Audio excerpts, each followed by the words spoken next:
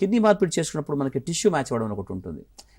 ఒక చట్టరీత్యం ఉన్నదాన్ని పక్కన పెట్టేద్దాం, అది కూడా ఒకసారి చూద్దాం.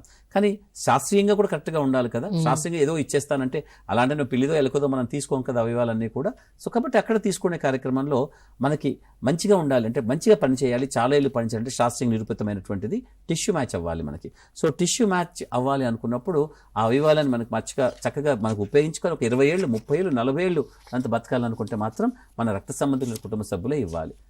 అంటే అమ్మ నాన్న కుదరకపోతే, భార్యాభర్తలు కుదరకపోతే, లేదా పిల్లలు కుదరకపోతే, అక్క చెల్లెన్నమ్మలు కుదరకపోతే ఏమైపోతుందనే ఒక రకమైనటువంటి ముఖ్యంగా ఒకప్పుడు ఇప్పటిదాకా మనకి చాలా వరకు పెద్ద కుటుంబ వ్యవస్థ అంటే చాలా మంది ఉంటున్నారు. ఒక తల్లికి 2-3 పిల్లలు ఉంటున్నారు, అట్లా ఉంటున్నారు. కానీ కొన్నేళ్ల తర్వాత చూడండి అసలు ఒకరే పిల్లలు అంటున్నారు, ఇంకా 2 పిల్లలు అంటున్నారు. లేదా ఈ మధ్య కొత్తగా అసలు పిల్లలు ఎందుకు అనుకునే వాళ్ళు కూడా చాలా మంది కనపడుతున్నారు. ఇప్పుడు చూడండి వాళ్ళకి ఎంత సమస్య వస్తుందో కొన్నేళ్ల తర్వాత. ఇటువంటి జటిలమైనటువంటి సమస్య వస్తే కఠిన నిర్ణయాలు తీసుకోవాల్సిన అవకాశమే వాళ్ళకు ఉంటే వాళ్ళు ఏ విధంగా తీసుకోగలుగుతారు? సో కాబట్టి అటువంటి వాళ్ళ కోసం అంటూనే మనం ఒక సామాజికంగా ఆలోచించి ఒక అద్భుతమైనటువంటి దృక్పథంతో ఏర్పరిచినటువంటి ఒక వ్యవస్థనే ఈ అవయవదానం కోసం ప్రతి దేశము ప్రతి రాష్ట్రము వాళ్ళ ప్రదేశాల్లో ఏర్పరిచినటువంటి ఒక అద్భుతమైనటువంటి వ్యవస్థ ఇది.